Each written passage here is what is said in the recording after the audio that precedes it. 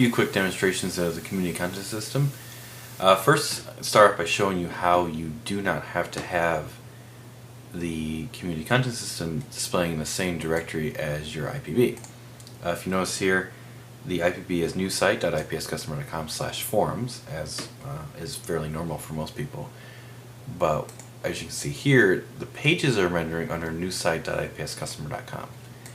You'll notice right now there's no design or anything on the page, because what I'm demonstrating is how you do not have to have the page content within IPB's wrapper. This allows you, if you want to, you can use the system to create just a traditional website. Use it almost like you would a full-fledged content management system in that regard.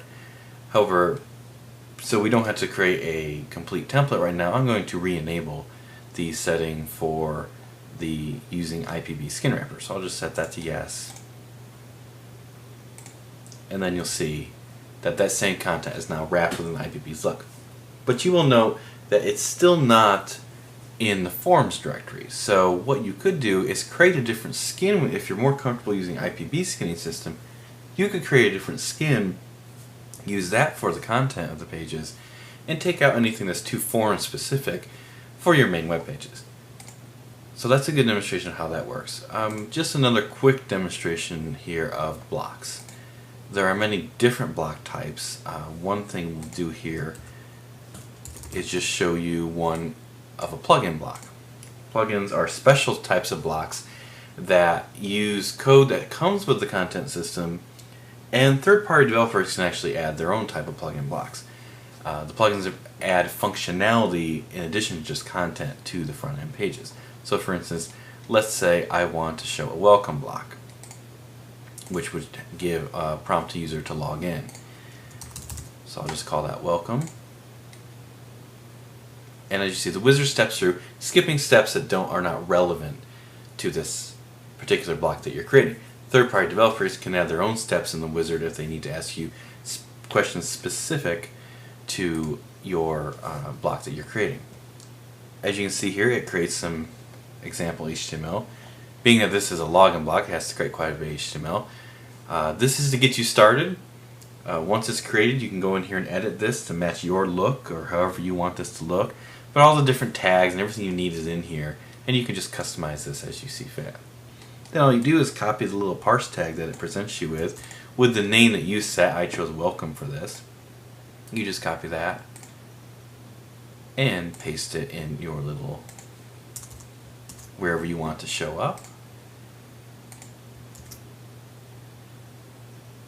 And you have a welcome block. I am logged in this case, so it shows everything I need to know. Here, if I wasn't logged in, it would just show me a login page as it would for any other user. Another one real quick, we'll just do a regular feed block to show you the flexibility of the block system. We'll call this one CNN. And we'll just do this as an RSS feed. As you see, it's also prompting me if I want to do a forum feed or a members feed. If I chose forums, it would let me show a list of forums, a list of topics, a list of replies. Also, although not installed on this demo here, if you had our blog software or our gallery software or our other softwares installed, it would give you additional options because it would detect them, and then you could do a feed of gallery images or anything else like that. But for this, we'll just do an RSS feed again. We'll just call this CNN, and that'll show up in the type. Now, for this particular one, there's only one option for an RSS feed, but again, the idea here is that third-party developers could expand this system, and maybe instead of just a traditional RSS feed, they'd want to add in other functionality, and they could do that here. And we just enter the URL to that. I don't know the character set, so the system can auto-detect that for me and input that. And let's just say the last 5 items.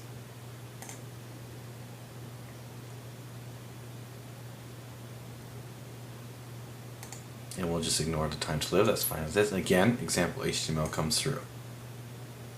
And just as before, you just copy your tag. And also, if you forget these tags, you can always show them right on the block screen, but also on the page editor screen, you can click template tag help. And as you can see, it shows you these.